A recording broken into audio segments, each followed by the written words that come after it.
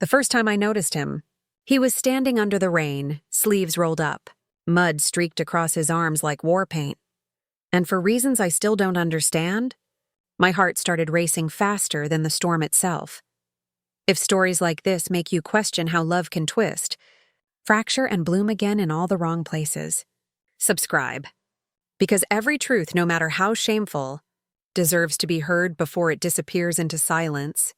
It started on a Thursday, one of those gray, heavy days where the air feels too thick to breathe and everything smells like rust and thunder.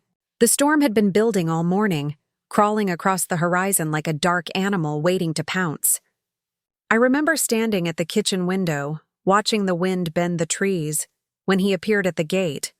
A figure in soaked clothes, head lowered, hands rough and stained with earth. My husband had hired him the week before, said the garden needed a man who knew how to bring things back to life. I didn't realize how ironic that would sound until much later. He didn't knock. He just stood there in the rain, waiting. I hesitated before opening the door, clutching my cardigan like a barrier. When I finally stepped outside, the rain hit my skin like pins. "You can start with the roses," I said, pointing toward the far corner of the yard. He nodded once, his eyes meeting mine only for a second. Dark, steady, unreadable. There was something quiet about him, a kind of stillness that made me uneasy. But as the hours passed, that unease began to shift into something else. Curiosity, maybe. Or recognition. Inside, the house felt too large for one person. My husband's voice had become a ghost that lived inside the answering machine, polite and distant. "I'll be late again," he'd said the night before, and I'd pretended not to care. But the truth was, the silence he left behind had started to ache. So when I heard the scrape of a shovel, the rustle of wet leaves, I found myself watching from the window. The gardener moved with purpose, patient, deliberate. Every motion looked like a conversation with the earth itself.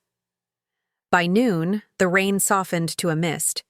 He stood and wiped his forehead with the back of his hand, and for a moment, our eyes met again. It was brief, but it lingered, like an unfinished sentence between strangers. I made tea not for him but for the excuse. When I stepped outside with the cup, he looked surprised. "You didn't have to," he said, his voice low, almost cautious. "I know," I answered and handed him the cup anyway. We stood there in silence, steam curling into the damp air. I could hear the distant hum of cars, the faint ticking of the wind chime my husband bought from some airport gift shop. "You live alone?" he asked finally, not looking at me. I hesitated, unsure how to answer. "My husband travels a lot," I said. It wasn't a lie, but it wasn't the truth either. He nodded, said nothing more, and returned to the roses. But something in the way he handled them, the care, the patience, made me want to ask 100 questions I had no right to. When he left that evening, the garden smelled alive again. I watched him walk down the path, the back of his shirt clinging to his shoulders, and something inside me shifted. A quiet, forbidden warmth, the kind that doesn't ask for permission. That night, I lay awake listening to the rain. The bed felt too wide, the sheets too cold. I told myself I was being foolish, that he was just a gardener, that I was just lonely. But the truth is, loneliness has its own language, and I was fluent in it. I started imagining his hands, how steady they were when he worked, how they made broken things look whole again. When I woke the next morning, the rain had stopped. The garden gleamed under a weak sun, the kind that promises warmth but never delivers. I made 2 cups of coffee before I remembered there was no one to drink the second. Still, I set it on the counter, a small, unspoken hope that maybe he'd come back. By noon, he did. The sound of gravel crunching under his boots pulled me to the window like a magnet. He waved briefly, that same quiet confidence in his movements. I should have stayed inside, pretended not to notice. But instead, I opened the door. "Back so soon?" I asked, trying to sound casual. "The soil's still soft," he said. "It's easier to work after rain." I watched him kneel by the flower beds, his fingers pressing into the dirt, coaxing life from it. "You're good at this," I said after a while. He shrugged.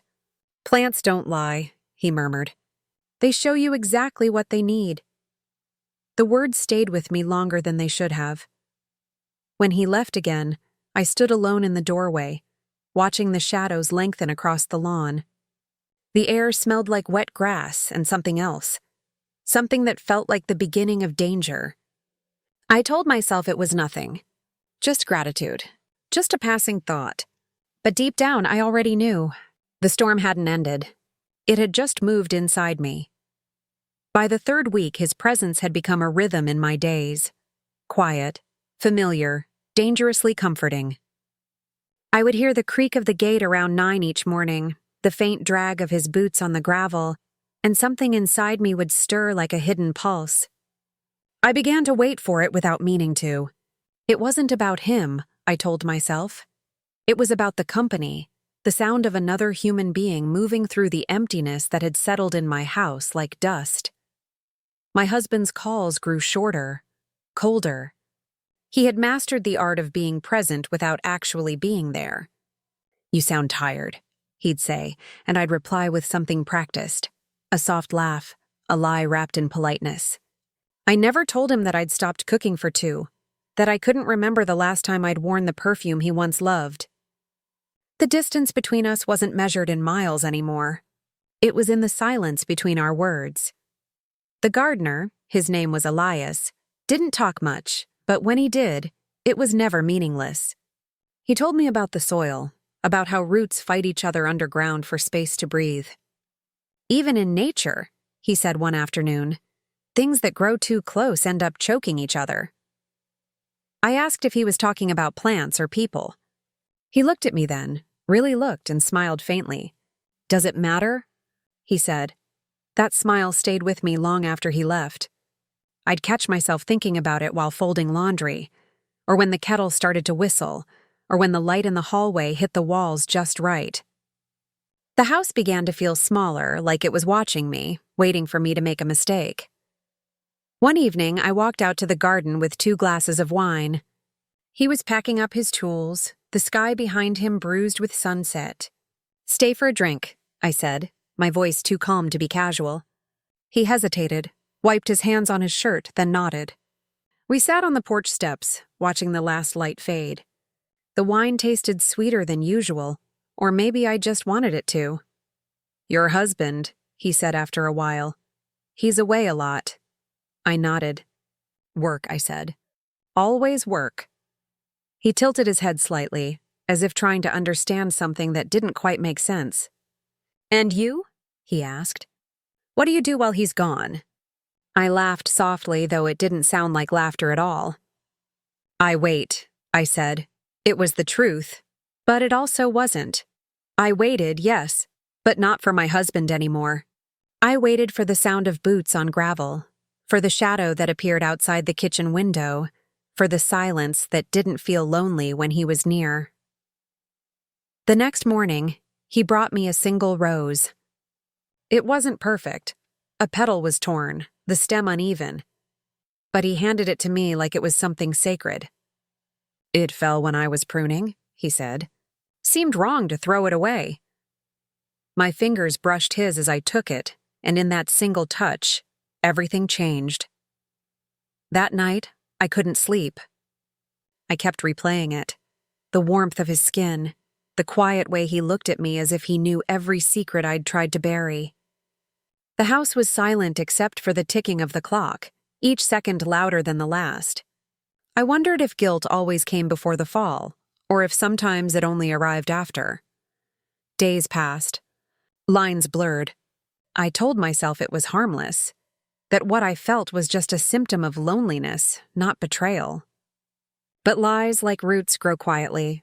They spread beneath the surface until they've taken over everything. One afternoon, it rained again. The kind of rain that erases sound. I stood in the doorway watching him work, soaked to the bone, his shirt clinging to his back.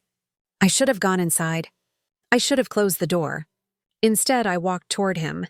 He looked up when I stopped in front of him, water dripping from his hair. Neither of us spoke. The rain fell harder, blurring the world around us until it felt like we were the only two people left in it. Then he reached out, slow, uncertain, and brushed a strand of wet hair from my face. My breath caught. For a moment, we just stood there, suspended between what was right and what we both already knew we'd chosen. When his hand slipped away, he said softly, "You should go inside. You'll catch cold." I did as he said. But when I closed the door behind me, I pressed my forehead against the wood and exhaled the lie I'd been living for weeks, that it was still possible to stop what had already begun. That night, I told myself it was nothing, that it could still be undone. But deep down, beneath all the reasons and excuses, I knew the truth doesn't wait for permission to bloom. The morning it all came undone, the world looked deceptively calm. The sky was pale, washed clean from last night's storm, and the air smelled like something new trying to grow. But inside me, everything was collapsing, quietly, invisibly, like a structure giving way from its own weight. I had stopped pretending I didn't wait for him. The lies I told myself had become routine. He's just helping with the garden. It's just a friendship. I'm just lonely. But truth always arrives uninvited. And that day, it came in the shape of my husband's car pulling into the driveway 3 days earlier than planned. I was in the kitchen when I heard the engine cut off. The sound hit me like a thunderclap. My heart stumbled. I looked out the window and saw him, my husband, standing beside his suitcase scanning the yard. And then I saw Elias. He was at the far end, kneeling by the roses, unaware. The two halves of my life stood on the same ground for the first time, and in that single breath, I knew something was about to break. I stepped outside before my husband could call out, hoping my body could shield the truth. "You're home early," I said, my voice trembling despite my effort to steady it. He smiled faintly, but there was suspicion behind it, a subtle narrowing of the eyes, a stiffness in the shoulders. "Flights were changed," he said. Surprise. His gaze flicked past me toward the man in the garden. "Who's that?" The world slowed. Even the wind seemed to hold its breath. "The gardener," I said softly.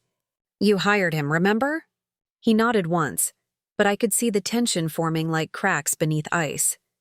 "Didn't expect him to still be here," he muttered. His tone wasn't angry, not yet, but it was the kind that made silence feel dangerous. Elias stood, wiped his hands, and gave a polite nod toward my husband. "Morning, sir." His voice was calm, respectful, as if unaware of the invisible line drawn between them. My husband didn't respond.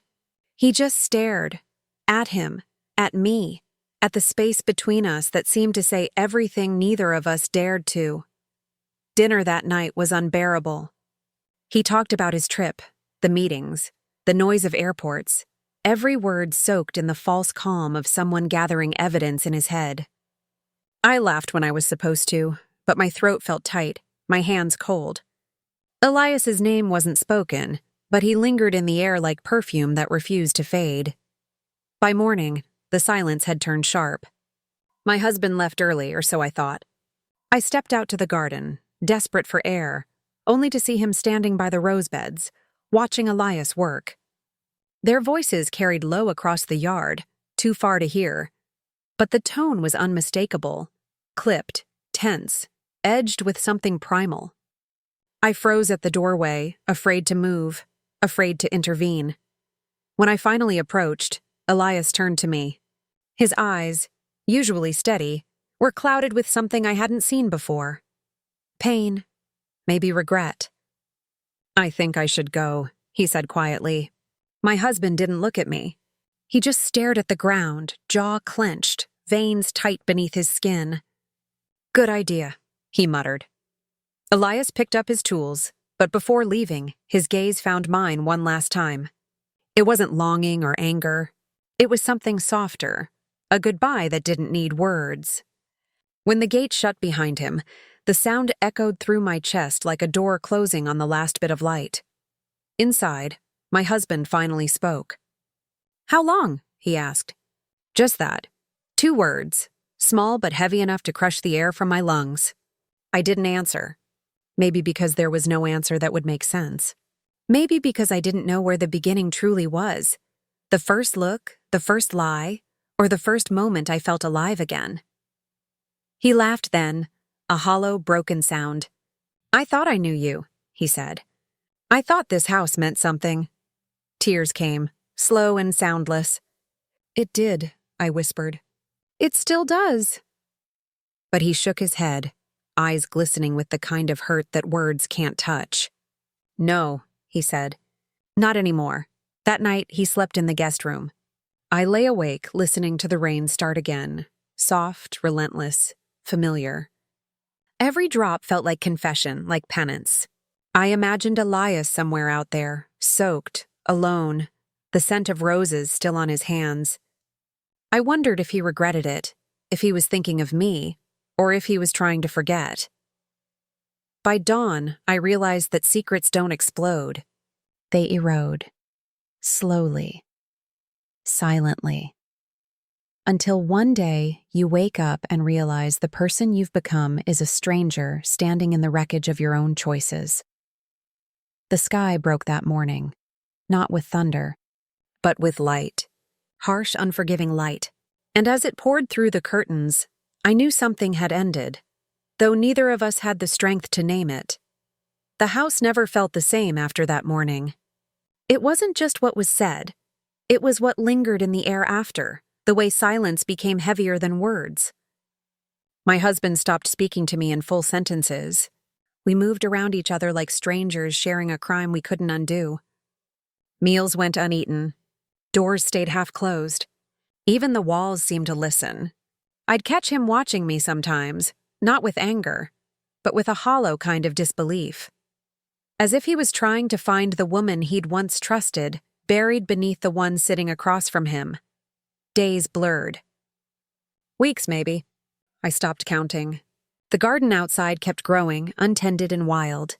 The roses that Elias had nursed back to life began to wilt, their petals folding inward like hands in prayer.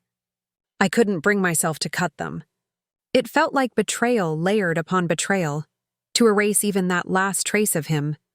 Sometimes I'd stand by the window and imagine him there again, sleeves rolled, fingers in the dirt, coaxing something beautiful from the wreckage.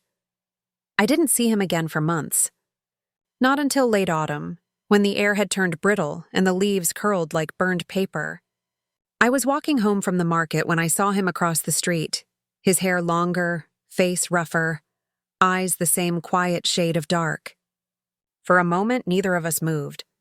The world around us blurred, cars, people, the wind, and there was only that unbearable stillness between two people who had once known each other too deeply to ever go back.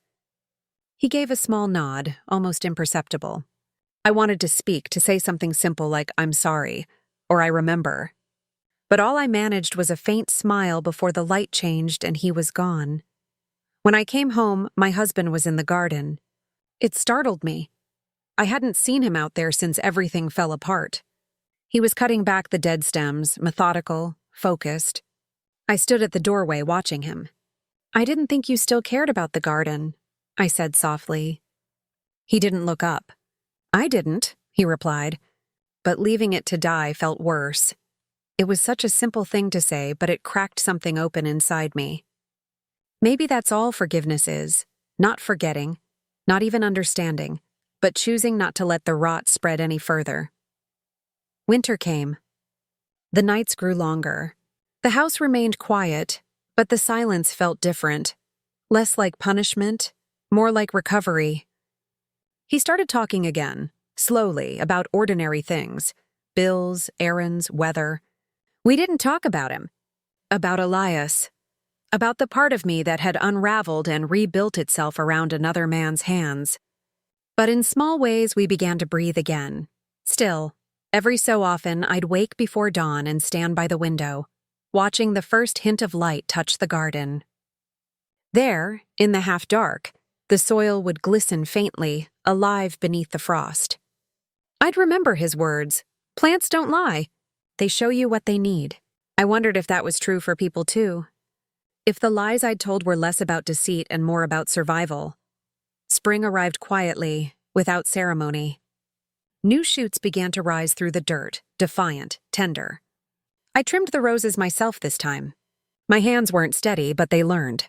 There was something sacred in the act, something about loss and renewal being the same thing, just seen from different sides of time. One morning, I found a single rose blooming. Pale, imperfect, stubborn. I held it carefully, felt the weight of it in my palm, and for the first time in months, I didn't feel hollow. The past hadn't vanished. It lived here in the soil, in the silence, in me, but it didn't own me anymore. I think about Elias sometimes when it rains. Not with longing, not with regret, just with a kind of quiet gratitude. He walked into my life when everything in me was withering and reminded me, without meaning to, that I was still alive. Maybe that's all some people are meant to do: arrive, break you open, and leave you to heal in the wreckage. The garden is different now. Wilder, honest. It no longer pretends to be perfect. And maybe that's why it finally feels like mine. Because sometimes the only way to start over is to let everything burn, and trust that something beautiful can still grow from the ashes.